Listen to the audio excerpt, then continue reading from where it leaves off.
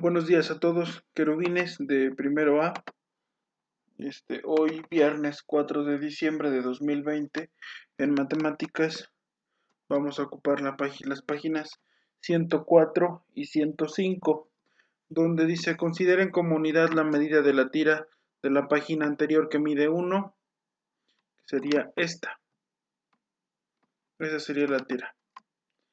Después dice: encuentren la medida de cada segmento y anótenla con una fracción o con un decimal. Y ahí está. Es lo que tienen que hacer. ¿Cuánto mide el segmento más largo y el más corto?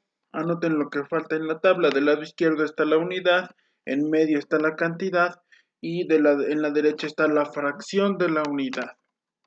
Por ejemplo, en la unidad 1 metro, la cantidad son 45 centímetros. En el numerador ponen la cantidad, que es 45, pero ¿qué número va abajo como denominador? Bueno, pues va el 100, porque 1 metro tiene 100 centímetros, ¿sí? Entonces, por eso va el 100. 45 entre 100, pues da 0.45. Ustedes tendrían que hacer lo mismo con los demás ejemplos. 43 sobre 1000, porque 1 kilogramo tiene 1000 gramos. Ya nada más aplican en los siguientes ejemplos. Dice: la unidad que se toma como referencia puede ser una tira de papel, 1 metro, una taza, una figura geométrica o cualquier cosa. Con las fracciones y los decimales pueden expresarse partes de la unidad. Por ejemplo, 65 centímetros es 60 sobre 100 igual a 0.65. 65 centésimos de 1 metro, porque 1 metro es igual a 100 centímetros. Observen el recurso audiovisual de fracción común a fracción decimal y viceversa. Y este es el recurso audiovisual del cual tienen que tomar notas. Ahora que pasamos por aquí, recuerdo que el otro día nos echamos unas carreritas a ver quién ganaba. Por cierto, ese día no sé qué desayunaste, pero me ganaste. Creo que corrí 100 metros en 12 segundos y 50 centésimos de segundo. Oye, ahora que lo dices, 50 centésimos es un número decimal, pero es también una fracción.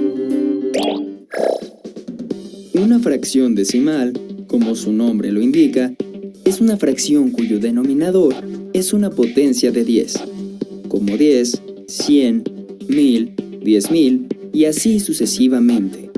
De este modo, 58 centésimos, 120 milésimos o 3 décimos son fracciones decimales. También existen las llamadas fracciones comunes, que son aquellas cuyo denominador no es una potencia de 10 y, por lo tanto, no son fracciones decimales. Por ejemplo, 7 octavos, 5 novenos o 15 sextos. En ocasiones, se puede obtener una fracción común a partir de una fracción decimal y viceversa, obtener una fracción decimal a partir de una fracción común. Veamos cómo convertir una fracción decimal en fracción común. Considera la fracción decimal 225 milésimos. Para encontrar una fracción común equivalente a ella, hay que dividir su numerador y su denominador entre un mismo número, tantas veces como sea posible. Como en nuestros ejemplos partiremos de fracciones decimales, todos los denominadores pueden dividirse entre 2 y entre 5. Observa esta fracción. Tanto 225 como 1000 pueden dividirse entre 5. Al realizar esta división, obtenemos que 225 milésimos es equivalente a 45 doscientosavos, que se puede dividir entre 5, lo que da como resultado 9 cuarentavos, que ya está simplificada al máximo. De esta manera, la fracción decimal 225 milésimos, al ser simplificada, se convirtió en la fracción común 9 cuarentavos. Existen fracciones decimales que ya no se pueden simplificar más, como 131 centésimos o 3 décimos, ya que sus numeradores no son divisibles entre 2 ni entre 5, por lo que no se podría encontrar una fracción equivalente, cuyo denominador no sea una potencia de 10. Ahora al revés, ¿cómo se puede convertir una fracción común en fracción decimal? Una manera es la siguiente. Convierte la fracción común en número decimal y después el número decimal en fracción decimal. Veamos un ejemplo. Considera la fracción común 7 octavos. Para convertirla en número decimal, divide el numerador entre el denominador, es decir, 7 entre 8. De este modo, obtenemos que 7 octavos es igual a 875 milésimos. Para convertir este número decimal en fracción, observemos cómo se lee 875 milésimos. Esto nos da la clave para escribir en el numerador el 875 y en el denominador el 1000. Así, 7 octavos es igual a 875 milésimos. Veamos otro ejemplo. Convirtamos la fracción 42/25 en fracción decimal.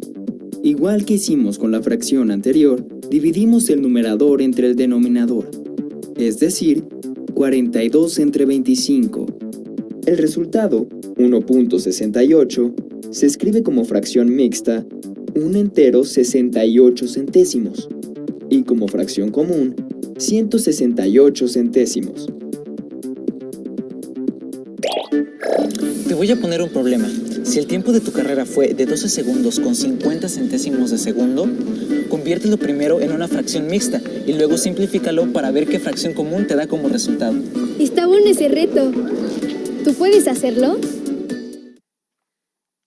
Bueno, recuerden que una fracción decimal, pues es aquella que tiene como denominador un número que sea múltiplo de 10. Puede ser 100, 1000, 10.000, etc. ¿En qué parte está? Reúnete con un compañero para hacer esta y las dos actividades siguientes. En nuestro caso va a ser individual. Anoten si la fracción está en la parte A, B, C, D o E. Son 5 opciones. De la recta, observen el ejemplo.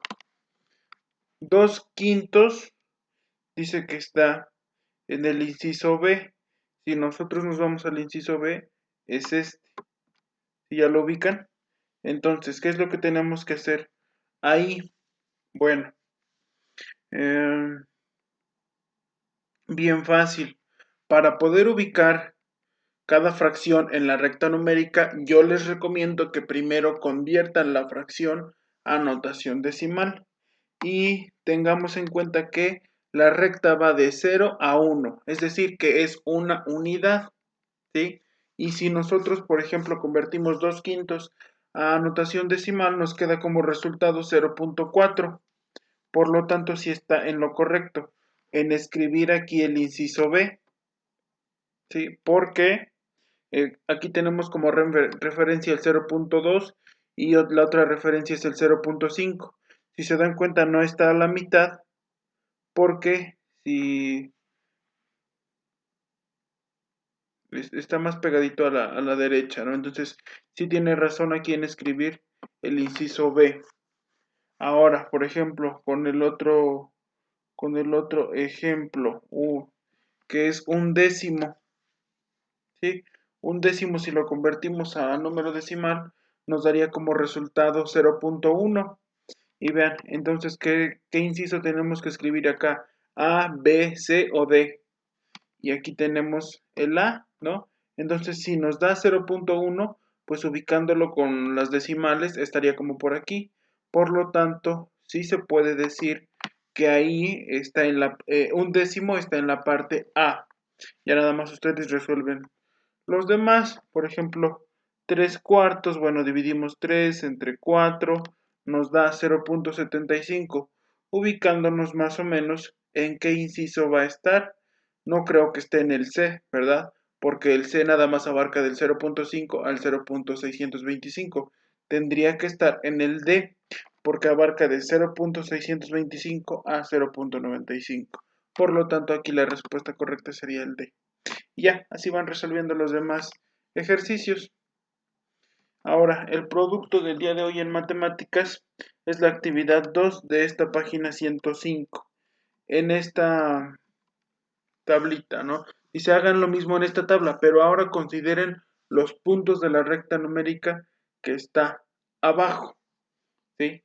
Yo les recomendaría aquí convertir esta fracción a notación decimal, esta fracción también y esta también, para que puedan ubicarlos rápidamente, ¿sí? Y ya, como aquí ya hablan de decimales, pues es bien fácil.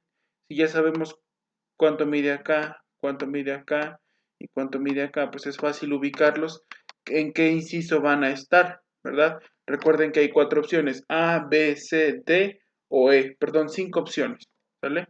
Eso sería todo en matemáticas. Por favor, rellenan estos cuadritos con el inciso que les corresponda y le toman foto. Esto es a lo que le tienen que tomar foto, no a otra actividad, porque luego algunos hacen otra cosa y mandan otra. No, no, no. Tienen que tomarle fotos solamente a esto y esto es lo único que me tienen que enviar. No se tiene que ver su ropero, no se tiene que ver su otra libreta, no, nada más a esto y esto es lo que envían, por favor. Ahora, en español vamos a utilizar las páginas 115 y 116. Dice, es posible que al leer este texto y otros se presenten palabras cuyo significado desconoces. Además de consultar el diccionario o el glosario, podrías intentar inferir su significado. Para saber cómo puedes lograrlo, mira junto con tus compañeros el recurso audiovisual Inferir palabras nuevas. Ese es el título que deben poner en su libreta de español para que tomen notas de este recurso. Bienvenidos a Cocina de Autor. En su sección Esta palabra ya se coció, con ustedes, Pepe Papa. Hola, tengo un mensaje que dice: cuando leo un texto, me encuentro con palabras que desconozco. ¿Cómo puedo inferir el significado de esas palabras? La receta que vamos a preparar hoy es ¿cómo inferir palabras nuevas? Antes de empezar nuestra preparación, para inferir el significado de palabras nuevas, es importante investigar acerca de cómo están formadas las palabras. Al conocer el significado de las distintas partes que componen una palabra, nos será más fácil descubrir su significado, si es que no lo sabemos. Los ingredientes que necesitamos son raíz de las palabras, prefijos y sufijos, contexto en que aparecen las palabras. Comencemos la preparación. Tomamos e incorporamos a esta olla con agua caliente nuestro primer ingrediente, la raíz de las palabras. Se le llama raíz a la parte común que comparte un grupo de palabras y se conoce como familia al conjunto de palabras que tienen una misma raíz. Por ejemplo, aquí formamos la palabra mar. Es nuestra raíz. Si le agrego estas dos, dice marea. Si quito la E y la A y pongo estas tres, ahora dice marino. Marea. Perdón, una disculpa, esto ya lo habíamos visto. Ya se los había mostrado anteriormente. Me equivoqué de video. Y ya es muy tarde, disculpen. Ahora vamos a leer el texto 2. Testimonio de Fritz Goldberg. Ustedes lo leen. ¿Qué tienen que hacer? El producto de español del día de hoy son las preguntas que responden los textos 2 y 3. Este es el texto 2. Tú tienes que escribir las preguntas que se responden en este texto. Las vas a escribir aquí. ¿Sale? Ahora, después de leer el texto 3, también vas a escribir las preguntas que se responden en ese texto. ¿Sí?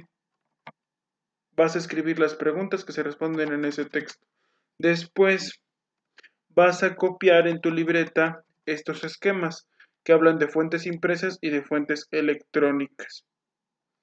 Ahora sí, vamos a observar los recursos audiovisuales que corresponden a este día.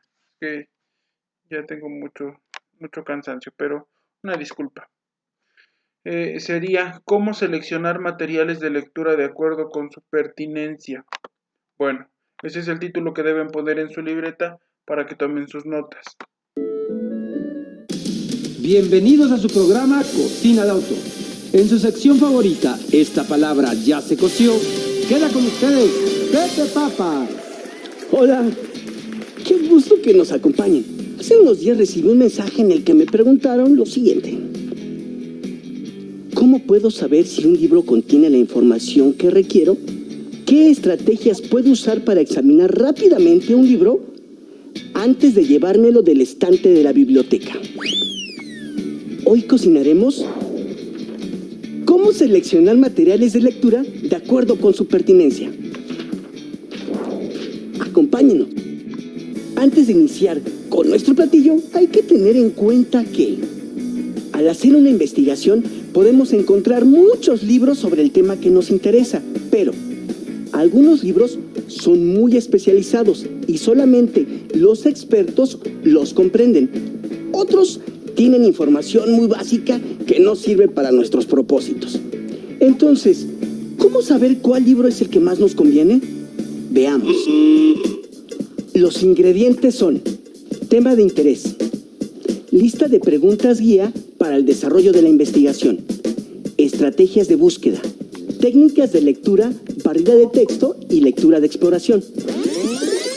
La barrida del texto es una estrategia de lectura que consiste en hacer un examen superficial del texto sin leerlo detalladamente. La lectura de exploración es otra estrategia que consiste en encontrar información específica en un texto que ya se conoce. Ahora continuamos con la preparación y selección de materiales para nuestro platillo. Manos a la obra. Primero, escogemos un tema de nuestro interés. Puede ser uno muy fresco, como la literatura contemporánea, o si prefieren, uno maduro como la literatura novohispana. Después, picamos e incorporamos al guiso nuestra lista de preguntas guía para el desarrollo de la investigación, que generalmente se basa y deriva de las preguntas ¿qué?, ¿cómo?, ¿cuándo?, ¿dónde?, ¿por qué? ¿Y para qué? Probamos e incorporamos las estrategias de búsqueda que nos ayudarán a localizar los ejemplares en la biblioteca a través de ficheros catalográficos o de un catálogo digital. Para sazonar, evaluamos el material. En este punto de cocción, por ejemplo, podemos revisar el índice para darnos una idea de la información que contiene y contrastarla con la lista de preguntas guía que elaboramos. ¡Ojo! Para no salar el platillo, asegurémonos de no llevarnos el material de la estantería sin haberlo explorado brevemente. Para ello usamos las técnicas de lectura, barrida del texto y lectura de exploración. Yo prefiero empezar con la barrida del texto, ya que con esta podemos darnos una idea general mediante el análisis de las imágenes, los títulos, subtítulos y estructura del libro. Por último, le agregamos la técnica de la lectura de exploración, que como ya vimos, nos sirve para identificar un dato preciso, es decir, podemos buscar rápidamente entre los párrafos, como cuando usamos el diccionario para buscar una palabra específica. Con la técnica barrida del texto, solo leemos las primeras líneas del primero y del último párrafo de una página que nos interese. Identificamos títulos, subtítulos, conclusiones, así como conceptos, datos y fechas clave. Podemos repetirlo rápidamente en diferentes páginas o bien en otros libros para darnos una idea general de lo que tratan. Así sabremos si vale la pena llevarse el material de la estantería para revisarlo con mayor cuidado o si este no resulta relevante y se debe reintegrar preservando el orden. Y esta palabra ya se coció. Pepe Papas, muchas gracias por tu receta, huele riquísimo. Este fue su programa Cocina de Autor. En su segmento Esta palabra ya se coció. ¡Hasta la próxima! Bueno, después dice, si necesitas ampliar la información sobre cómo evaluar de qué trata un texto antes de leerlo, ve también el recurso audiovisual, la anticipación en la lectura. Y ese es el título que deben poner.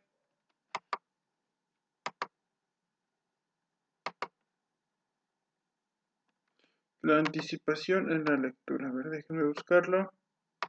Aquí está.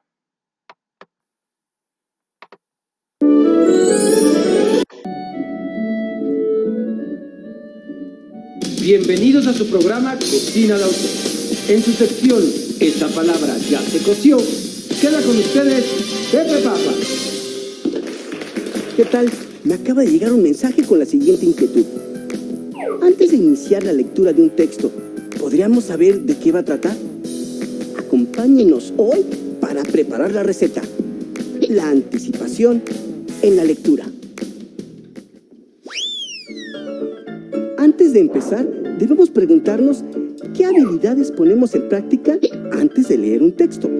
Cuando vemos el título de un cuento o un reportaje, las fotos de una nota del periódico o el índice de un libro, muchas veces sin darnos cuenta activamos la habilidad de la anticipación. Una estrategia lectora que nos ayuda a mejorar la comprensión de un texto. Los ingredientes que necesitamos son un texto, el contexto de la lectura, hipótesis y predicciones. Ahora sí, manos a la obra. Comencemos la preparación. Tomemos el primer ingrediente, un texto. Escojamos a nuestro gusto. Puede ser una novela, un artículo de divulgación científica o un cuento breve. Depende del paladar de cada quien. Después, vamos a rebozarlo muy bien con una serie de preguntas. ¿Cuál es mi motivación para leer? ¿Qué información tengo del tema o del texto antes de leerlo? ¿Qué deseo saber? ¿Qué me puede aportar el texto? Nuestro segundo ingrediente es el contexto de esa lectura, es decir, el conjunto de circunstancias que determinan el significado de lo que leemos, esenciales para comprender e interpretar el texto. Lo integramos para empanizarlo muy bien por ambos lados con nuestros conocimientos previos, nuestra experiencia, la cultura general que tenemos. Dentro de la estructura de un texto hay elementos precisos a considerar para la anticipación de información. Los títulos, los subtítulos, el índice y los apartados en que se divide. Por ejemplo, un texto sobre la Revolución Mexicana podría dividirse en los siguientes apartados. Revolución Maderista, dictadura de Victoriano Huerta y Revolución Constitucionalista. Leer es más que solo descifrar palabras, oraciones y párrafos. Leer es comprender e interpretar la información con base en nuestras experiencias, relacionar lo leído con nuestros conocimientos previos. ¿Pero qué es una hipótesis? ¿Una hipótesis? Es el supuesto de algo que podría o no ser posible. Es una herramienta fundamental del pensamiento científico y filosófico. Si leemos un cuento fantástico, por ejemplo, y el protagonista es detenido por una fuerza mágica, podríamos preguntarnos ¿qué le ocurrirá al protagonista? Y al responder, creamos distintas hipótesis de lo que podría suceder. El protagonista será rescatado o logrará escapar usando su inteligencia. Finalmente, el último ingrediente que nos servirá para condimentar nuestra preparación son las predicciones. Con la anticipación podemos prever elementos importantes del texto. Las siguientes preguntas nos ayudarán a confirmar este análisis. ¿Cómo iniciará el texto? ¿Cómo continuará? ¿Qué elementos se tratarán con mayor profundidad? Haciendo uso de inferencias lógicas y gramaticales.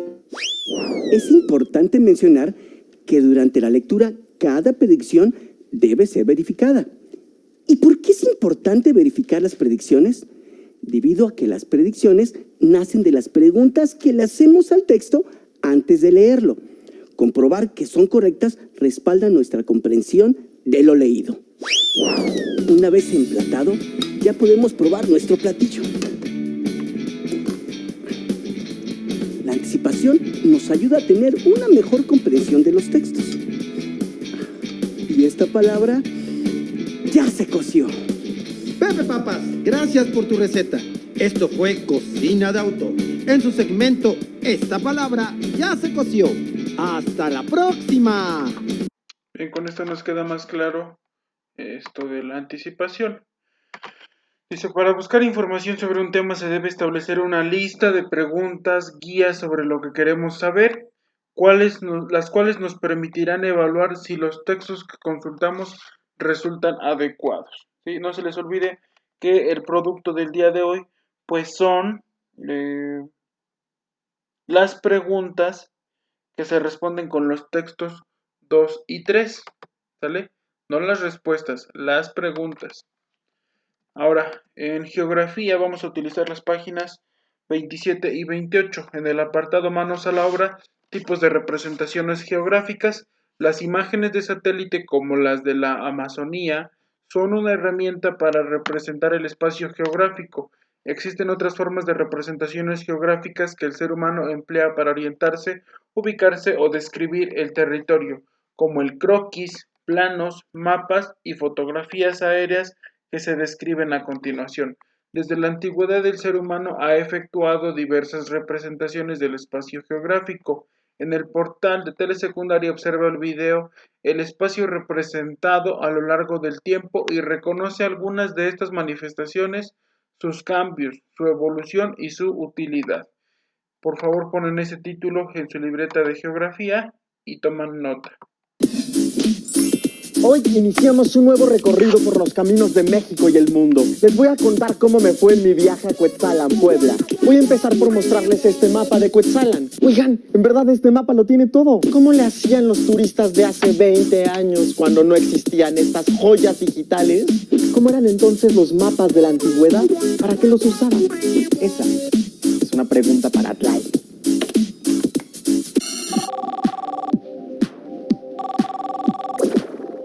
Hola Edmundo, ¿y ahora en qué aventura andas? Transmito en vivo para mis seguidores. Mientras les platicaba sobre mi viaje a Cuetzalan, Puebla, me surgió la duda acerca de cómo cambiaron los mapas a través de la historia. Yo te puedo ayudar. Tengo muchos mapas históricos en versión digital que seguro a tus seguidores les encantarán. Te los envío.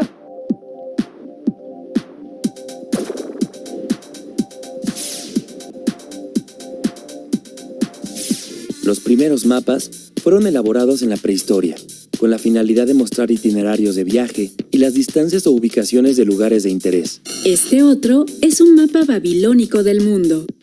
Durante la Edad Antigua, esta cultura y otras civilizaciones produjeron mapas en los que se representaban propiedades, ciudades, caminos y rutas marítimas. Fue hasta la época de los antiguos griegos cuando se empezaron a elaborar mapas en los que se aplicaban conocimientos matemáticos. En la Edad Media se elaboró el mapa TNO, un mundo circular que incluía los 3 continentes conocidos hasta entonces: Europa, Asia y África. Esta es una carta portulana, llamada Carta Pisana, uno de los mapas con rutas marítimas, costas y ubicación de puertos. La llegada de la brújula les permitió mejorar la ubicación de los lugares que representaron. En 1506 se elaboró el mapa Contarini, uno de los primeros planisferios en incluir el continente americano. Aunque fue hasta 1507 que Martin Waldseemüller colocó por primera vez el nuevo continente con el nombre de América, en honor a Américo Vespuccio. A partir del siglo XVII, los mapas se perfeccionaron gracias a las expediciones mundiales.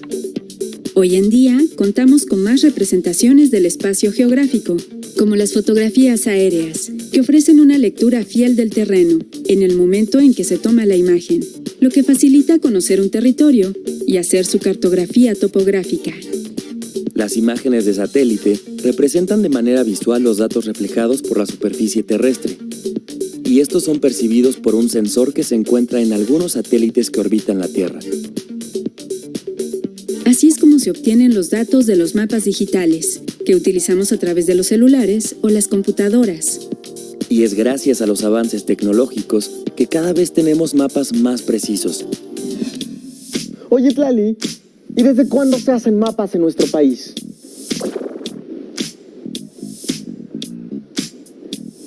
los pueblos prehispánicos elaboraban representaciones de los lugares que habitaban y de sus alrededores. En el virreinato, predominaban las cartas marinas basadas en estudios científicos. Para inicios del siglo XIX, Alexander von Humboldt preparó el Atlas de Nueva España. Y años después, Antonio García Cubas creó la Carta General de la República Mexicana para definir los límites con Estados Unidos de América. ¡Órale, Tlali! Los mapas de México y el mundo han cambiado bastante. Los mapas se hacen con los conocimientos cartográficos de cada época y cumplen ciertos propósitos según el contexto y el uso que se les asigne.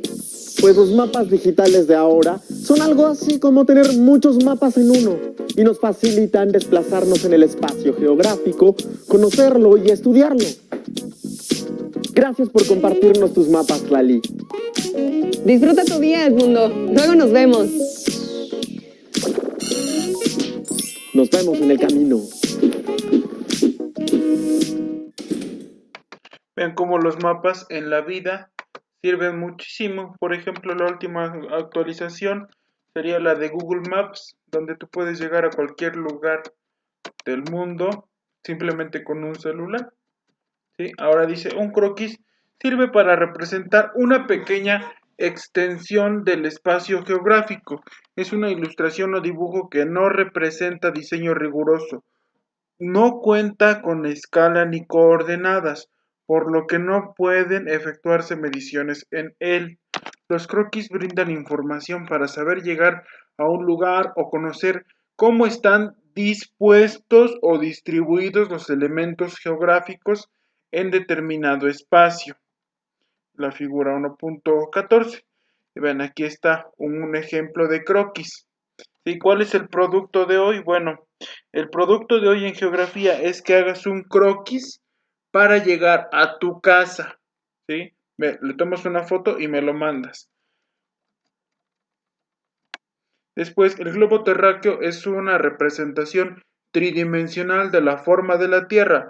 Es la manera más certera de representarla y muestra la distribución de los continentes y océanos con un mínimo de deforestaciones.